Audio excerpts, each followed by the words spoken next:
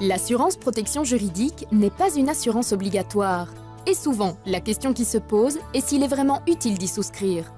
Aujourd'hui dans Z-Insurance, nous découvrons les avantages de l'assurance protection juridique avec notre invitée Denise Quintard d'Arac Belgium. Bonjour Denise, soyez la bienvenue. Alors expliquez-nous comment va agir un assureur d'aide juridique en cas de sinistre. Le rôle essentiel d'un assureur protection juridique est d'assister son assuré, lui donner un avis juridique et entreprendre toutes les démarches utiles afin de régler son litige.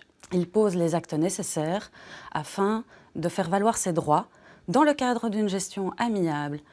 Ensuite, il lui fait part des démarches d'avancement dans son dossier. La Belgique est un pays où circulent de nombreuses voitures de société, de nombreuses voitures de leasing. Est-ce que pour ce type de véhicule, il est possible de souscrire à une assurance protection juridique, mais sera-t-elle différente dans ce cas? En Belgique, il y a environ 1,1 million de véhicules de société, dont à peu près un tiers sont des véhicules de leasing. Tout le monde connaît quelqu'un dans son entourage qui possède un véhicule de société ou de leasing.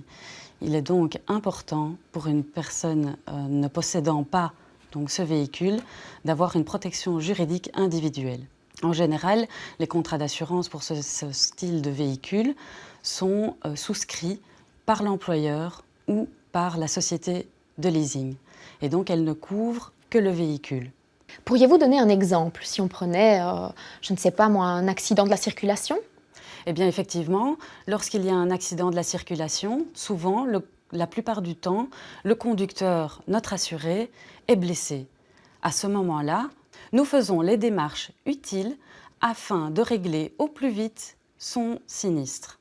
Nous lui proposons donc de lui transmettre une checklist reprenant les différents documents justificatifs à nous transmettre. Nous lui proposons également de mandater un médecin conseil qui se chargera de l'aider dans les différentes démarches également, de le suivre dans les différentes expertises avec les médecins conseils adverses et de discuter avec lui des conclusions établies. Et si cela débouche à un procès, dans ces cas-là, que va couvrir l'assurance protection juridique? Eh bien, elle couvrira alors à ce moment-là les frais de l'intervention d'un avocat, libre de son choix. Nous mandatons également un médecin conseil qui pourra l'assister lors des différentes réunions d'expertise avec l'expert adverse éventuellement et discutera avec l'assuré des résultats, des conclusions des médecins. Et s'il y a un retrait de permis, par exemple, à ce moment-là, est-ce que l'assurance protection juridique va tout de même apporter une aide à l'assuré?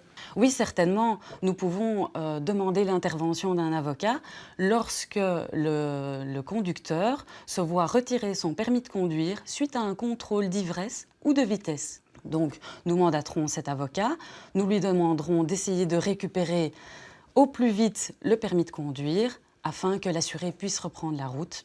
En conclusion, souscrire personnellement un contrat d'assurance protection juridique individuelle permet de bénéficier d'une protection plus étendue sans conflit d'intérêts. Bien voilà qui est expliqué. Merci beaucoup Denise pour toutes ces explications. Merci à vous.